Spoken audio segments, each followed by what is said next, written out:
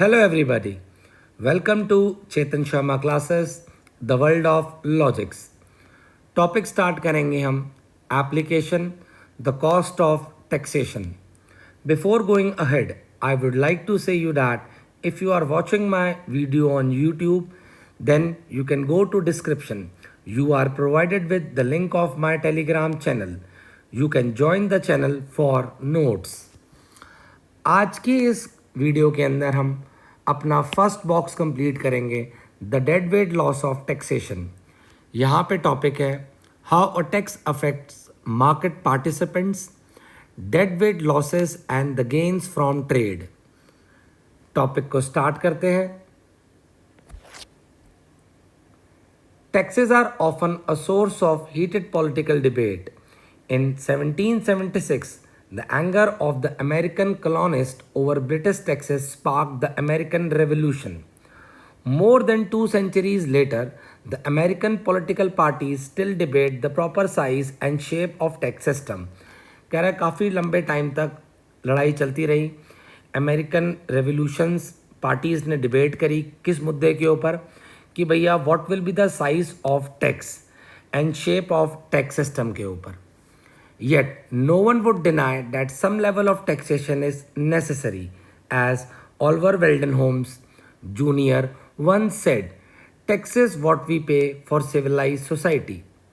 Because taxation has such a major impact on modern economy, we return to the topic several times throughout this book as we expand the set of tools we have at our disposal. कह रहा हम tax की study काफ़ी बार करते चलेंगे. Normal सी बातें बता रखी है इस वाली स्लाइड पे. We begin our study of taxes in chapter 6 जो हमने पिछली वीडियोस बनाई हुई है. There we saw how a tax on good affects its price and quantity sold and how the forces of supply and demand divide the burden of tax between buyers and sellers. पिछली videos में हमने check कर लिया है कि कैसे भैया जो टैक्स लगेगा वो कैसे अफेक्ट करेंगे बायर्स को और सेलर्स को. In this chapter we extend this analysis and look how taxes affect welfare. अब मुद्दा स्टार्ट हो रहा है. इस चैप्टर में हम देखेंगे कि टैक्सेस कैसे वेलफेयर को अफेक्ट करते हैं, the economic wellbeing of participants in the market. In other words we see how high the price of civilise society can be. ठीक है, चेक करते हैं. The effects of taxes on welfare might be first seen obvious. कह रहा भैया जो welfare पे impact आएगा टैक्स का वो ऑब्वियस है. The government enact taxes to raise revenue and this revenue must come out of somebody's pocket. Government taxes इसलिए लगा रही है ताकि रेवेन्यू आ सके और ये रेवेन्यू किसी ना किसी की पॉकेट में से ही आएगा. As we saw in chapter 6, both seller and buyers are worse off when a good is tax. दोनों का ही नुकसान होता है, चाहे बायर हो चाहे सेलर हो. A tax raise the price buyer pays and lower the price seller receive. ये हम पिछली वीडियो में देख चुके हैं. जब टैक्सेस लगते हैं तो बायर को ज़्यादा पैसे देने पड़ते हैं और सेलर को कम पैसे मिलते हैं. To fully understand how taxes affect economic wellbeing we must compare the reduce welfare of buyer and seller to the amount of revenue the government raise. अब हम कंपेयर करेंगे कितने बायर और सेलर का वेलफेयर रिड्यूस हो गया है जब गवर्नमेंट ने टैक्सेस से रेवेन्यू रेज किया है. The tools of consumer and producer surplus allow us to make this comparison. Our analysis will show that the cost of taxes to buyer and seller typically exceeds the revenue raised by the government. कह रहे जब buyer और seller पे हमने ये पढ़ा कि जब टैक्सेस लग रहे हैं, ठीक है ना, तो गवर्नमेंट का रेवेन्यू तो रेज्ड होगा ही. यहाँ बात बोली जा रही है. फिर रीड कर लेते हैं. Our analysis will show that cost of taxes to buyer and seller, जो टैक्सेस लग रहे हैं बायर एंड सेलर पे, जो कीमत चुकानी पड़ रही है बायर और सेलर को, यूजुअली एक्सीड करेंगे गवर्नमेंट के रेवेन्यू को. आगे मूव करते हैं. The dead weight loss of taxation. We began by recalling one of the surprising lessons from chapter 6. The impact of tax on a market outcome is same whether the tax is levied on buyers or seller of a good. Correct, impact same है चाहे tax seller पे लग रहे हैं चाहे buyer पे लग रहे हैं. When a tax is levied on buyer, the demand shifts downward by the size of tax. When it is levied on seller, the supply curve shifts upward by that amount. ये हम पीछे देख चुके हैं, जब टैक्सेस बायर पे लगते हैं तो डिमांड कर्व लेफ्टवर्ड शिफ्ट होता है, मतलब नीचे की तरफ बोला जा रहा है, और जब टैक्सेस सेलर पे लगते हैं तो सप्लाई कर्व भी लेफ्टवर्ड शिफ्ट होता है, पर उसे अपवर्ड बोला जा रहा है. In either case, when tax is enacted, the price paid by buyer rises and price received by seller fall. Tax भाई किसी पे भी लगे, बायर को ज़्यादा प्राइस देना है और सेलर को कम प्राइस मिलेगा. In the end, the elasticities of supply and demand determine how tax burden is distributed between producers and consumer. फिर कौन कितना बर्डन शेयर करेगा, मतलब प्रोड्यूसर कितना टैक्स लेगा अपने ऊपर और कंज्यूमर कितना लेगा, वो डिटरमाइन करते थे हम इलास्टिसिटीज से. This distribution is the same regardless how tax is levied. Figure 1 shows these effects. To simplify our discussion, this figure does not show a shift in either the supply or demand curve, although one curve must shift. कह रहा हम अब जो पढ़ेंगे ये नहीं बताएंगे कि कौन सा कर्व शिफ्ट हो रहा है, पर हमें पता है कोई ना कोई कर्व तो शिफ्ट करेगा ही. Which curve shifts depend on whether the tax is levied on seller or buyer. In this chapter, we keep the analysis journal and simplify the graphs by not showing the shift. हम graphs के अंदर shift को नहीं दिखाएंगे. For our purposes here, the key result is that tax plays a wedge between the price buyer pay and the price seller receive. एक wedge create हो जाएगा, मतलब टैक्स का कितना अमाउंट है वो create यहाँ पे होगा, ठीक है, जिससे हमें पता लगेगा बायर कितना प्राइस दे रहा है और सेलर कितना प्राइस रिसीव कर रहा है. ये हमारे पास डायग्राम आ चुका है, यहाँ पे देख सकते हो, ठीक है ना. अब यहाँ पे पहले हमारी इक्विलिब्रियम क्वांटिटी डायग्राम में यहाँ पे थी, ठीक है, लिखा भी है क्वांटिटी विदाउट टैक्स है ये हमारी, ठीक है ना. अब देखते हैं, because of this tax wedge the quantity sold falls below the level that would be sold without a tax. अब हमारी टैक्स लग गया है, ये टैक्स का वेज है और क्वांटिटी सोल्ड हमारी कम हो चुकी है. मैं आपको पिछली वीडियोस में ही बता चुका हूँ, जो इनिशियल हमारा इक्विलिब्रियम ये था, हमारा इनिशियल इक्विलिब्रियम ये था, ये प्राइस था हमारा विदाउट टैक्स, ये क्वांटिटी थी हमारी विदाउट टैक्स. टैक्स लगने से पहले भैया ये सिचुएशन थी.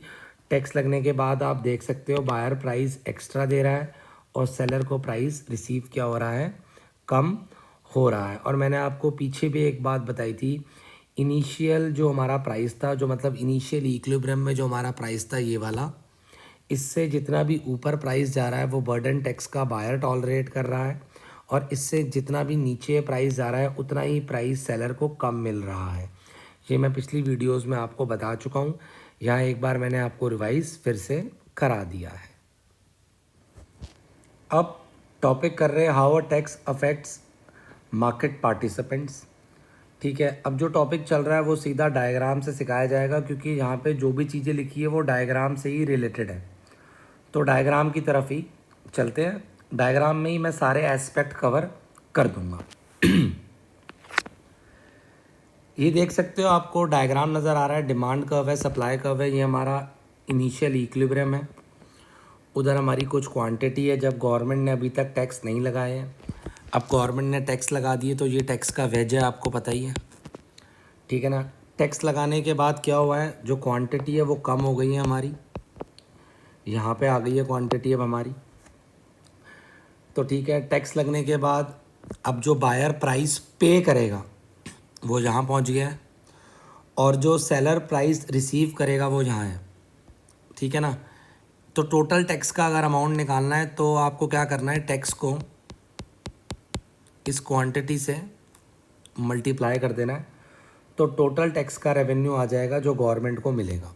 ये वाला सारा एरिया ये, ठीक है ना, कलरफुल यहाँ पे हो रखा है, तो कोई रॉकेट साइंस नहीं, नॉर्मल सी बात थी, यही बात वहाँ पे लिखी गई है, ठीक है.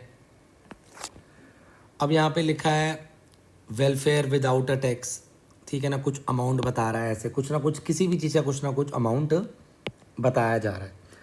अब ये सारे अमाउंट तो डायग्राम से ही क्लियर होंगे, तो डायग्राम की तरफ मूव करते हैं, वहाँ सारी चीज़ें बता दूंगा. ये डायग्राम आ गया है, ऊपर कुछ बॉक्स में इंफॉर्मेशन भी गिवन है, तो नो नीड टू वरी, बड़ा ही सिंपल है, आपको सब आता है. तो भैया ये मेरा इनिशियल इक्विलिब्रियम है जहाँ पे डिमांड सप्लाई टकरा रहे हैं। अभी कोई टैक्स नहीं लगा है इस इक्विलिब्रियम पे, अभी कुछ भी पंगे नहीं हुए, नॉर्मल इक्विलिब्रियम है। Q1 मेरी क्वांटिटी को बता रहा है। कंज्यूमर सरप्लस, प्रोड्यूसर सरप्लस आपको पता है, मैं फिर बता दूं। कंज्यूमर सरप्लस वो एरिया है जो डिमांड कर्व के नीचे और प्राइस के ऊपर है।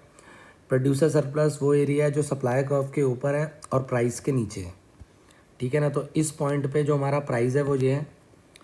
तो कंज्यूमर सरप्लस हो गया ए, बी, सी। प्रोड्यूसर सरप्लस हो गया एफ, डी, ई। यहाँ लिखा भी है कंज्यूमर सरप्लस, प्रोड्यूसर सरप्लस। कोई टैक्सेस नहीं लगे तो गवर्नमेंट को तो कुछ भी नहीं मिल रहा। टोटल सरप्लस कैलकुलेट कर लिया, इन सबको ऐड कर दिया, टोटल सरप्लस आ गया। डायग्रामेटिकली ये सारा का सारा ही हमारा अभी तक टोटल सरप्लस है। टैक्स लगने की वजह से आपको पता है क्वांटिटी कम हो गई है, तो क्वांटिटी मैंने कम करके दिखा दी है। टैक्स लगने के बाद बायर को जो प्राइस अब देना पड़ रहा है वो पीबी है और सेलर को जो प्राइस मिल रहा है वो पीएस है। तो अब जो नया कंज्यूमर और प्रोड्यूसर सरप्लस आएगा, तो कंज्यूमर सरप्लस आ गया नया वाला ए से और प्रोड्यूसर सरप्लस आ गया एफ से। तो ये मैंने यहाँ पे लिख दिया।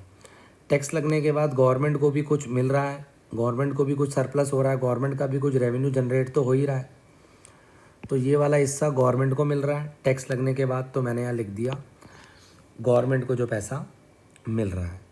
टोटल सरप्लस निकाल दिया मैंने। अब ये नया टोटल सरप्लस यहाँ पे आ गया टैक्स लगने के बाद। अब एक बात ध्यान से देखना, बड़े ही आराम से सोचने वाली बात है। जब टैक्स नहीं लगा था तो कंज्यूमर का सरप्लस था ए, बी और सी। ठीक है ना। तो जो कंज्यूमर का सरप्लस बी वाला पार्ट था वो तो गवर्नमेंट को मिल गया, ठीक है। लेकिन सी वाला पार्ट ऐसे का ऐसे ही पड़ा है, वो कहीं नहीं जा रहा, ठीक है। और टैक्स लगने से पहले प्रोड्यूसर का सरप्लस था एफ, डी और ई। डी वाला पार्ट तो गवर्नमेंट को मिल गया, लेकिन ई वाला पार्ट किसी को नहीं मिल रहा। टैक्स लगने के बाद वो ऐसे का ऐसे ही है, ठीक है जी। स्टोरी क्लियर होनी बहुत ही ज़रूरी है। तो सरल अक्षरों में देखा जाए, मतलब डेड वेट लॉस क्या है। डेड वेट लॉस वो है, अगर सरल अक्षर में बताया जाए, कि जो सरप्लस रह गया वो किसी को नहीं मिल पाया, ठीक है ना भैया।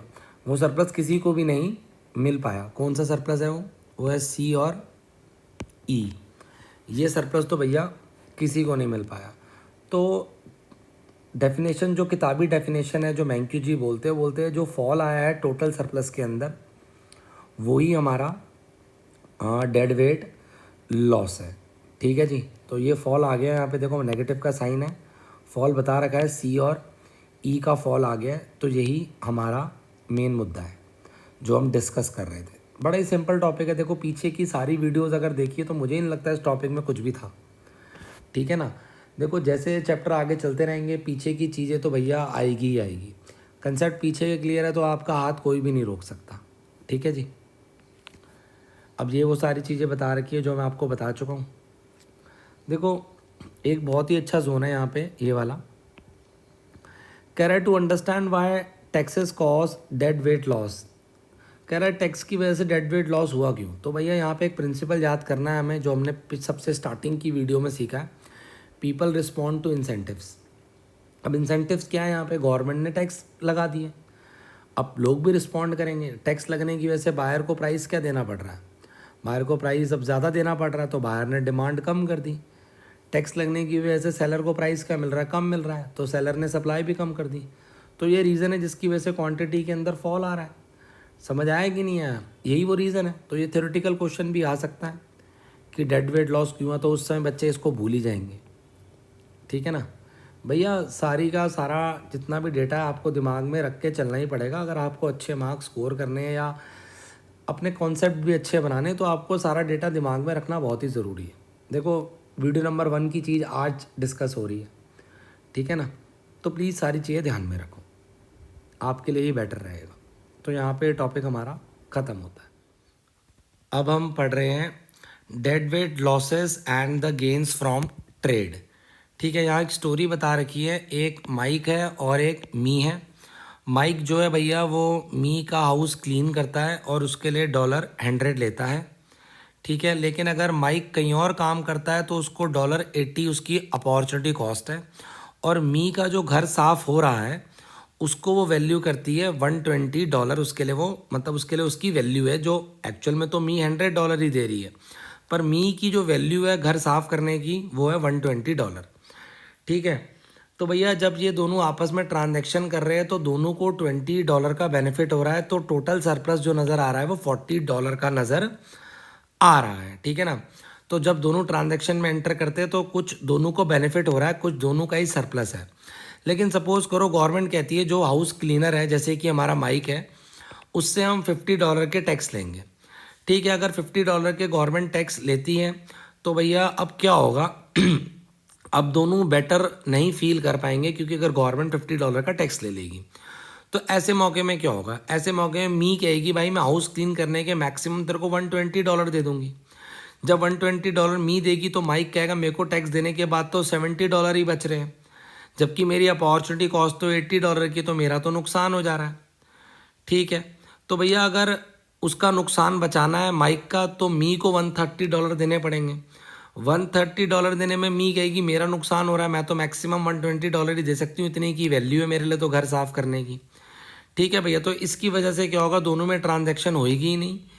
भैया माइक जी अपने घर बैठेंगे शांति से, कहीं और काम कर लेंगे, तो ट्रांजैक्शन तो होगी नहीं, और मी कहेगी पड़ा रहने दे मेरा घर गंदा, कोई दिक्कत की बात नहीं है, तो दोनों के बीच में एग्रीमेंट नहीं होगा। इस पेज के अंदर ये पूरी स्टोरी थी जो मैंने आपको हिंदी में बता दी है। ठीक है ना। 2 पर्सन थे, माइक और मी। ठीक है जी। अब आगे की तरफ चलते हैं। आगे की तरफ हम देख रहे हैं भैया यहाँ बताया जा रहा है the tax has made Mike and me worse off by total of $40 because they each lost $20. Note that government collects no revenue from Mike and me because they decide to cancel their agreement. Agreement cancel हो गया तो government को भी revenue नहीं मिला। The $40 is pure dead weight loss. साफ नज़र आ रहा है पूरा का पूरा डेड वेट लॉस है। ठीक है जी भैया, क्योंकि कुछ भी गवर्नमेंट को नहीं मिल रहा है। It is a loss to buyer and seller in the market that is not offset by increase in government revenue. ये लॉस ऑफसेट नहीं हो पाया क्योंकि गवर्नमेंट को भी कुछ नहीं मिला।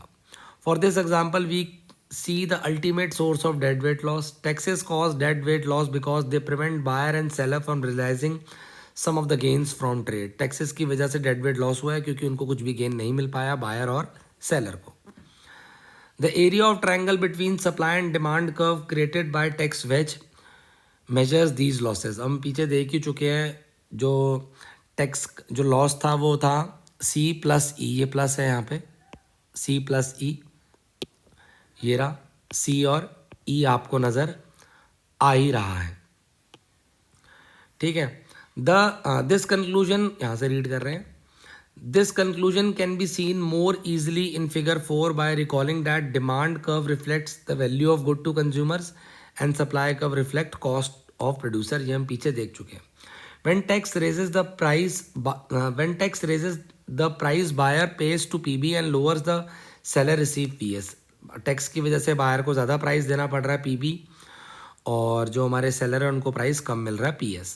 The marginal buyer and seller leave the market so the quantity sold falls from Q1 to Q2। और कुछ बायर चले गए, कुछ सेलर भी चले गए और क्वांटिटी कम हो गई है। ठीक है ना। आपको पता लग गया टैक्स लगने की वजह से क्वांटिटी कम हो गई है। Yet, as the figure shows, the value of the goods to these buyer still exceeds the cost to the seller। अब फिगर में पता लग रहा है भैया, हमने देखा था ना कंज्यूमर जो सरप्लस था उसका फॉर्मूला बन के आया था value to buyer minus cost. तो कह रहा है अभी भी वैल्यू टू बायर ज़्यादा है और कॉस्ट कम है, ये हमें नज़र आ रहा है। At every quantity between Q and Q2 the situation is same as in our example with Mike and me. अब ये देख लेते हैं क्या कह रहा है, डायग्राम की तरह मूव करेंगे तो बेटर समझ पाएंगे। ठीक है जी। ये रहा टैक्स लगने के बाद बायर जो प्राइस पे कर रहा है PB, सेलर जो प्राइस रिसीव कर रहा है PS है। क्वांटिटी हमारी टैक्स लगने के बाद आपको पता है कम हो गई है, Q1 से हम Q2 की तरफ आ चुके हैं। यही वाली बात हमें बताई गई थी। ठीक है ना। अब भैया ये वाला जो एरिया है, जो ये वाला और ये वाला ये एरिया तो भैया सरप्लस का किसी को भी नहीं मिल पा रहा है।